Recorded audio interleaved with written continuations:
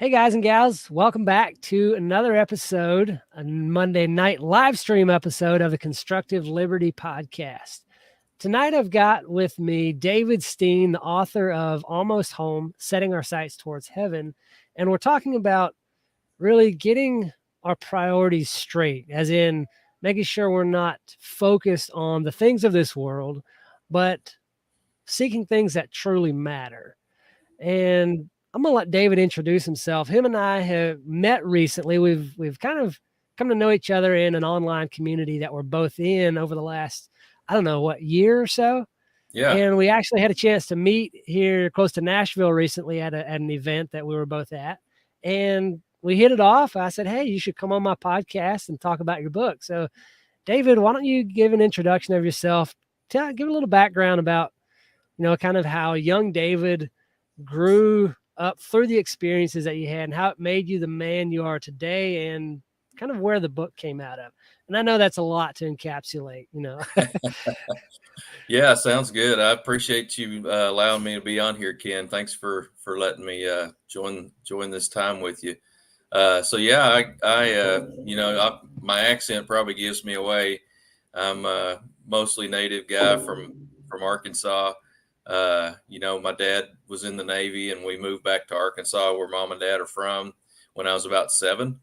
And never even remember hardly coming here at all. We'd visited a time or two when I was a kid, but younger than that. But moved back to Arkansas, grew up, and not born here but raised here, and that's been home for me most of my life. And part of that existence was, we had a typical family of 4, me and my mom and dad and sister, and we lived in the country. Mom and dad bought 10 acres and just did the farm life, everything. Of course, dad worked, and, even after getting out of the Navy, but they just, entrenched in us, ingrained in us that desire to live out in the country, to be out in the outdoors. And so that's what Country life is the best. Yeah. We just loved country life. And so, as I grew up, that's where I learned to work, learned how to drive a truck in a hay field, and long before I had a license to get out there, drive grandpa's truck, and just be exposed to all manner of work, more than I ever wanted, really, Yeah. But it was great. It taught me how to work and gave me a good work ethic, and family dynamic. We were raised in church and been around church most of my life, but it really instilled in me the value of family and home. And so that was our good foundation for me. I wasn't always on the right track with that, as so many do, get kind of goofy and wild, in kind the of typical for a young man, especially one that grows up in the country. You find creative ways to get in trouble. That's right. I sure did. But, I tell you, I grew up in that and was immersed in it and didn't really understand the value of it until, later on, after I became a man and grew up and got into the corporate world. And, I just didn't do everything quite right. I was a Christian, but made a lot of mistakes. And then in my, married young and got divorced young, which was, a huge mistake. But out of that came a lot of education for me, of the hard life and learning things the hard way. But, as time went on in my 20s, got divorced and just didn't really think I'd ever marry again. And so, but in my late 20s, I got on my face before the Lord and gave him, all of me, said, Lord, if this is what you want me to do, put the right lady in front of me. And sure enough, he did. He brought my sweet wife, Katrina, to me. And, she had been through a real similar, upbringing situation, divorce. And, it was almost like we lived 2 parallel stories in 2 separate worlds in Arkansas. And God brought us together in a miraculous way. about 25 years ago. And so this book is, you know, it's kind of a culmination of our story, but it really gets back to, you know, the roots of home, the roots of, you know, what we're all about, particularly our faith and our family and, you know, hard work and pursuing the American dream. And, you know, I've got a copy of the book here. Let me see if I can get that up on Yeah, camera. there you go. But so it's almost home, setting our sights toward heaven. And so, you know, it's our story. It's our story of pursuing that American dream. And Talk about then, that a little bit. What is the American dream today? You know, it seems like it's changed over when that term was originated. Originally, the American dream was, you know, 40 acres and a homestead, and you've yeah, got a cow and, you know, uh, ox or whatever mules to farm the land with, and all of that. What's the modern American dream, or how do you interpret that? I think, you know, I even talk about this in the book, but for me, you know, the American dream was to go to school, get an education, get a good job, you know, get a family, and pursue, you know, that career path. You know, find what you're going to do for the rest of your life, and then just dig in and do that, you know, for 40 something years till you retire. And then, you know, when you get in your retirement years, then you just sit back, put your feet up, and, you know, wait for the retirement money to take care of you, which is not biblical at all. You know, Hmm. is, you know, just to, you know, do your 30 or 40 years in a company and then just sit back and not do much.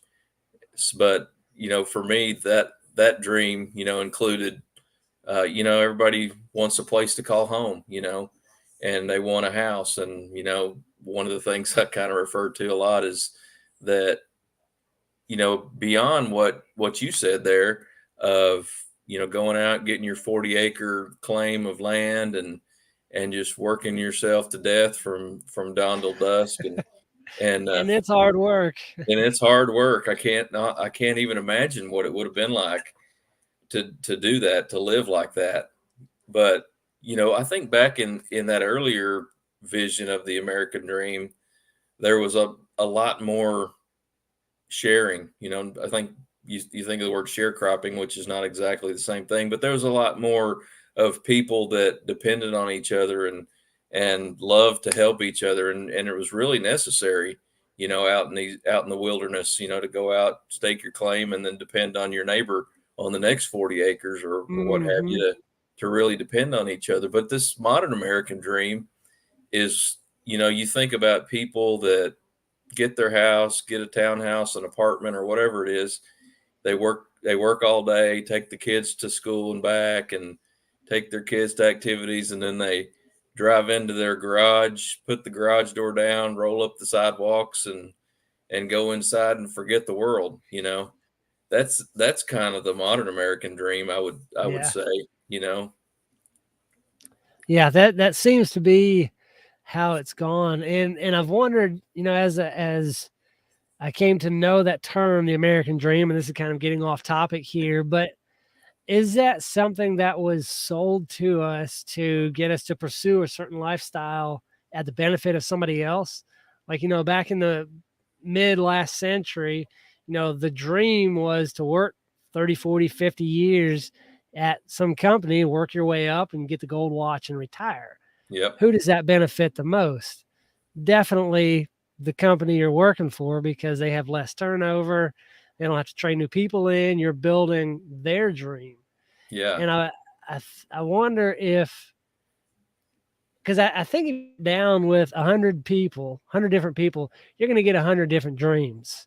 yeah, And when we say the American dream, it seems too all encompassing, and I've really started to question where that's come from. But you touched on something a second ago.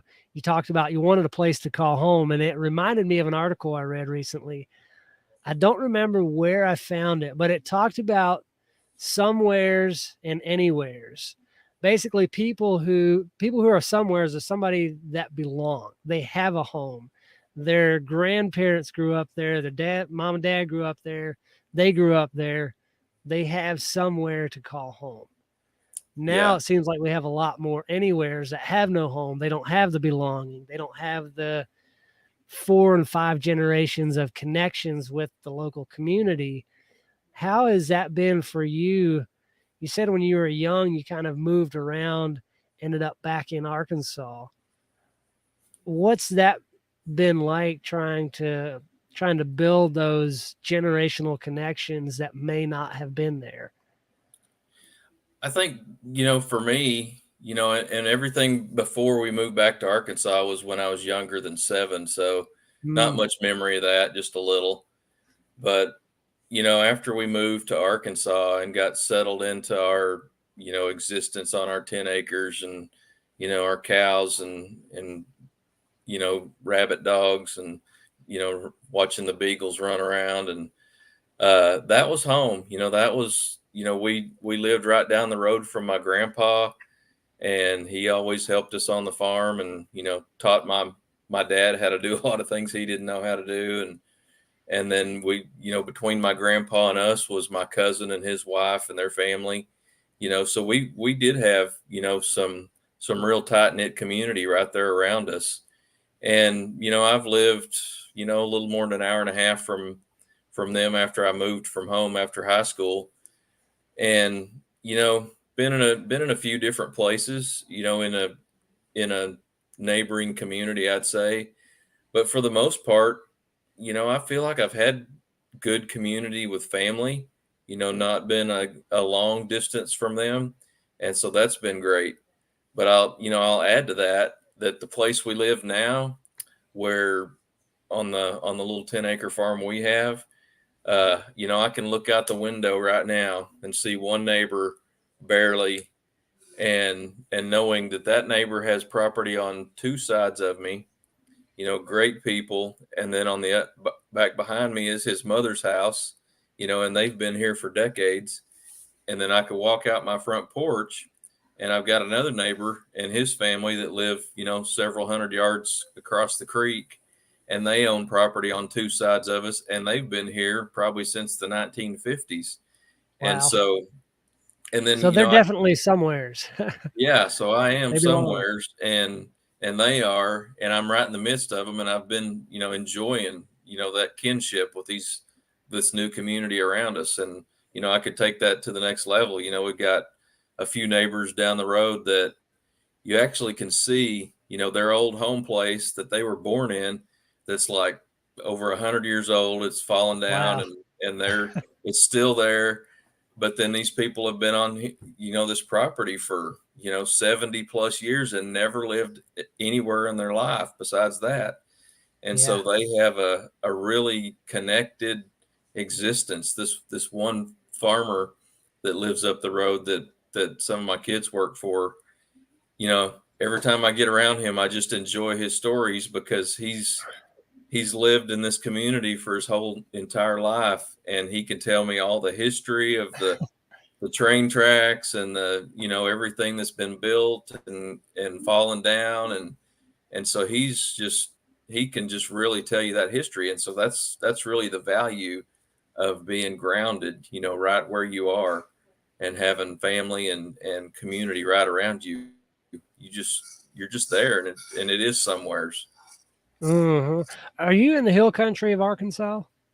We're not. We're kind of in between. The Ozarks are north of the interstate for the most part, which was where I was growing up somewhat. And then we're right between the Ozarks and the Ouachitas. So if I Okay. go out the south end of my property, you can see the start of the Ouachita Mountains, and it goes south from there. So we're kind of in between a nice flat spot. I tell you, I'm really. We had our last house was on a hill, and it was an amazing place. We loved living there, but getting off that hill was wonderful when we found this nice flat piece of ground. Yeah. Yeah. When most times when you think of Arkansas, you don't think of nice flat piece of ground. And what made me think of that was you started talking about being able to see your neighbors and neighbors beyond them and stuff. And it's like most places I've seen in Arkansas, you ain't seeing many neighbors. probably because they're on the other side of a ridge or through the Yeah. holler or something. Yeah. Or even, even if you go to the other side of the state, the eastern side of the state, when the mountains cease, it's wide open farmland, just flat as far as you can see, kind of like Yeah, Kansas. down along And the Mississippi there. yeah, and so then you don't see your neighbors because everybody's got, like these hundreds and thousands of acres, plots out there that they're farming. So that Right. kind of spreads out the neighbor thing. But Yep. So the title of your book is Almost Home, Setting Our Sights Towards Heaven. What do you think is, or like where did that come from? Is that something that, kind of came from a longing for home, or like what brought that title to you? so when we were growing our family size, we've got 9 kids. We had 2 apiece when we got married. We have 5 together for a total of Wow. 9. But as we were growing that family, we built this house that God helped us get together on this hill I was telling you about 20 minutes from where we are right now, and just loved it. We thought that was going to be the house we were going to be in for the rest of our life. We just put a lot of amenities in it that we liked, and huge wraparound porch, and we just had it right there in the middle of the woods, and so we thought that was home. And we, I wouldn't say we would consider ourselves greedy or just just loving it, but I think it did kind of have a little bit of a hold on us, in a way that we just loved the idea of that place being our home forever, on this earth, as long as God was going to have us here. But somewhere between that time when we lived in that place and our time when we sold it, God just really, he told us to sell that house, downsize, let go of a lot of the stuff we'd accumulated. And so he took us on that journey. And as we were signing the papers on this property we live on now, when we found this farm, couldn't even move into place. It was a repo. We got it, and not a dump or anything, but it just needed a lot of work. And as we were signing the papers on that, and I was driving away, God just put on my heart to call this place Almost Home Farm. And the Hmm. reason was, it was kind of like, well, I like this place, I like the land, but it's got this problem or that problem. We got to get this fixed or that fixed. And instead of it being this dream home, that we planned from a blueprint, it was something that we were kind of, settling for in some ways, right? And so that term just came to me, like, okay, God's given us this place for us to have and blessed us with it, but he doesn't want us to grab hold of it like the other home, so it's kind of Mm. like our almost home. And so we just kind of settled into that name, and it's stuck with me since that time to call this place our almost home and not our final home, because Yeah, a true that, halfway house. yeah, more like a halfway house, right? So so that really got us thinking. I mean, you grow up in the church and learn, the Christian communication and mindset, for your whole existence mostly. And you always think about heaven, and, it's somewhere beyond the blue and all that. But somewhere in that process, God just grabbed hold of our hearts and said, you need to let go of all this stuff. You need to start thinking more like a pilgrim, more like a sojourner, somebody that's traveling through this place that's not really a final citizen, in this earth. And so that's really how we came to come to that name of Almost Home, and getting our mind Hmm. and priorities in the right direction. Yeah, that's interesting. I hadn't heard that story before. That's interesting. What's the how did life change for you, or how do you see the difference in lifestyle between someone who has their sights set on heaven versus somebody who doesn't, who's set on earthly things, or pursuing the physical versus the spiritual? I think for us, it's doing our best to not accumulate, a whole lot of toys, all all manner of everything around us that keeps our attention. You see most people in America in the modern world are in debt up to their eyeballs. They got every toy imaginable. They got, you know, 2 cars in the driveway that have payments. They got a boat payment. They got a trailer payment, payments, in debt. And, that makes them be consumed with making money, to have to keep up with all that stuff, keeping up with the Joneses. Right. And so, it's having that freedom of not accumulating all this stuff and not being so attached to it that you care more about your stuff than you do about your family or your neighbors or other people in need. And that also frees you up to be a giver, to be able to help somebody. And, when you're the type of person that just grabs hold of everything you've got and holds on tight, and never wants to let go of it, you're less likely to be the kind of person that wants to help and give and be a, consistent giver. Right. What happens when somebody gets caught up in that system of consume, have the boat, have the nice car? You see people that are like that consume, we call ourselves consumers because that's what we do, is we tend to consume everything. And we will always want more. When you get caught in that cycle, there's still people that seem to have that giving spirit. But kind of what happens to somebody over time as they keep going on that hamster wheel of more, and how can we avoid that? Get out of debt. That's the simple answer. But to follow up on that, we look around and we're always comparing ourselves to our neighbors.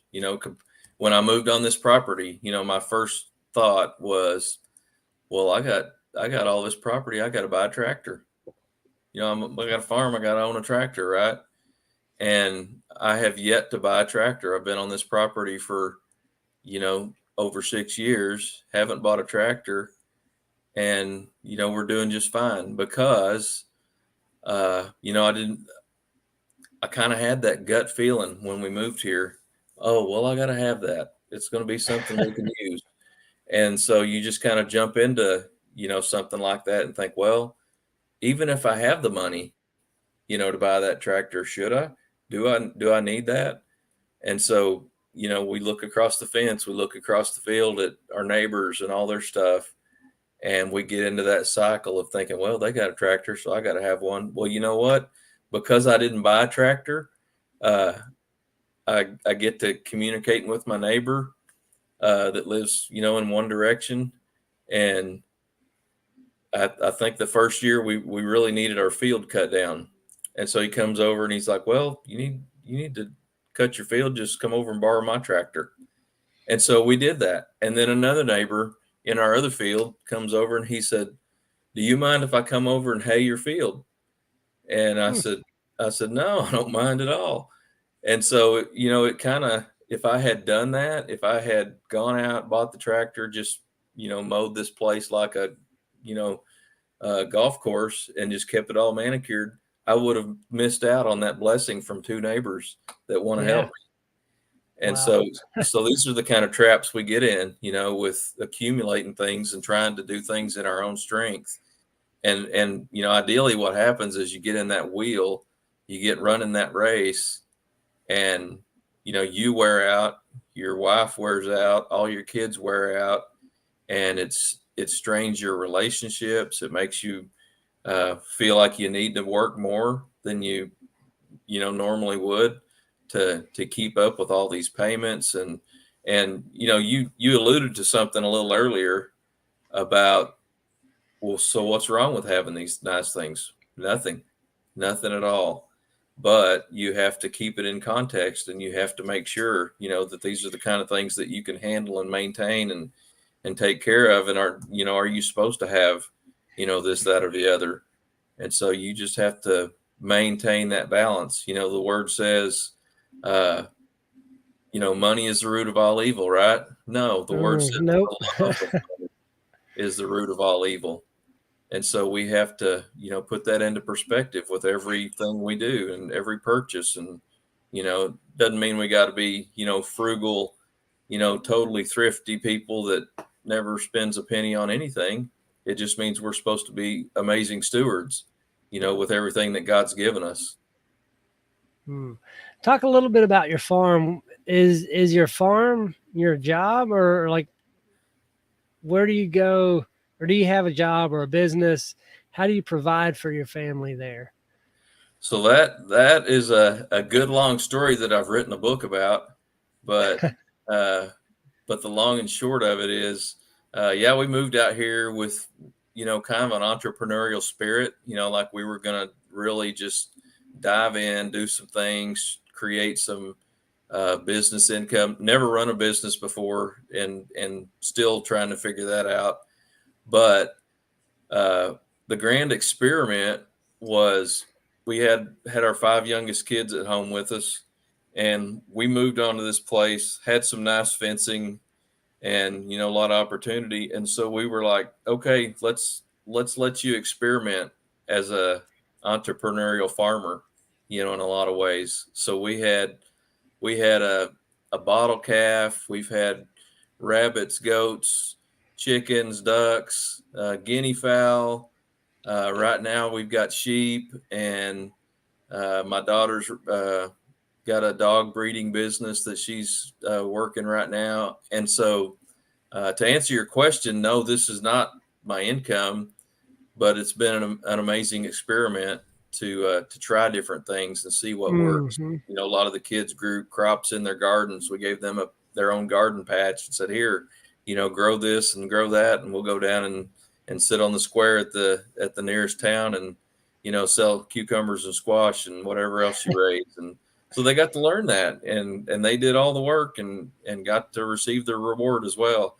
So that was a learning experience. But to answer the income part, I worked in the corporate world for about 28 years, and at the same company.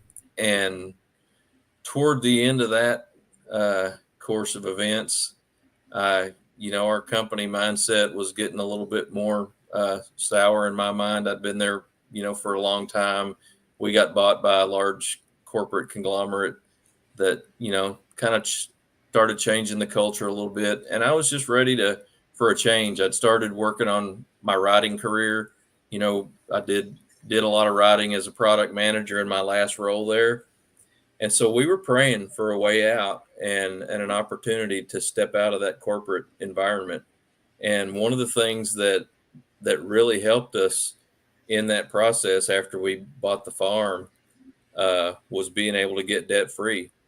And so we that was a huge step for us to get everything paid off and to own it all. And doesn't mean all the bills go away. You still got to pay for electric, water, insurance, and taxes, and food and all that good stuff. But it sure does relieve the pressure, and It gives you does. It's a huge weight off. yeah. So it takes a huge weight off. And so through that that process of getting out of debt, walking away from my corporate life with a little bit of severance pay and some savings we'd accumulated, we're in a grand experiment right now of me becoming a full-time writer.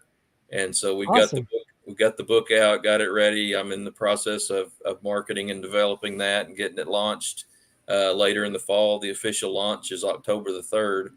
And another way that really helped us to be able to do this is, my wife had been a homeschool mom for most of our marriage, been taking care of the kids, a homemaker, and loved it and enjoyed doing that. But after my corporate career ended, right about the time when some of my income had dried up, God put somebody in my wife's path that said, hey, I got somebody that needs help with some elder care. And my wife really had a heart for that and jumped into that. And so now she's been taking care of 2 different couples for the last little over a year. And it's Wow. kind of Okay. helped sustain us and keep us afloat. as we figure out our next steps. So it's really just been a faith walk, to trust God, wait on Him, and figure this out as we go. And it's really been a wonderful journey. Don't have it all figured out, and still, I don't think we ever do. but but as far as having piles of money or anything like that, no, we don't. But we're waiting on the Lord and working through this process and growing this business and learning as we go. And it's Cool. just been a blessing. That's awesome. That's fantastic. Where can somebody find you to follow, keep up with the launch of the book, and is it available for pre-order, or when does that come out? It is available for pre-order. You can go to almosthomebooks.com, almosthomebooks with an S at the end.com. And that's my website. You can go there. You can pre-order the books for the launch for October the 3rd, and that's when they'll ship. They're on all the major sites, wherever you like to buy stuff online for books. And there's also a link on there if you go to the books tab of my website to be able to order a signed copy for me. So I've got advanced author copies right now that you can go there and have a signed copy sent to you. And also, on the website, there's several different places for you to join the community, get connected via email. And so we'd love to connect with anybody. Just started a blog that we're going to be doing. So, I'm not done with writing. So this is just the beginning of the journey, getting this book out. So we're going to be putting blogs out on a consistent basis, trying to continue our story and the things we're doing. And so if anybody wants to keep up, they can go to that website and get connected with email. We'll get you on an email. And that's Almost list. Home Books, or what's the website for the blog? Yep, it's almosthomebooks.com. Okay. Yep, and Cool. we're Awesome. on Facebook and LinkedIn as well. So super. Anything else you'd like to share with us before we wrap it up tonight? I tell you what, I really liked what you and I were talking about earlier about getting your priorities straight. That's really what this is all about. It's about whose stuff all this is, and that we're stewards of it. And the sooner a person realizes that in this life, the more peace they're going to have in knowing who they belong to and whose all this stuff is, and getting our sights set in the right direction on heaven. I love it. Thank you, David, so much for your time tonight. All right. Thanks a lot, Ken.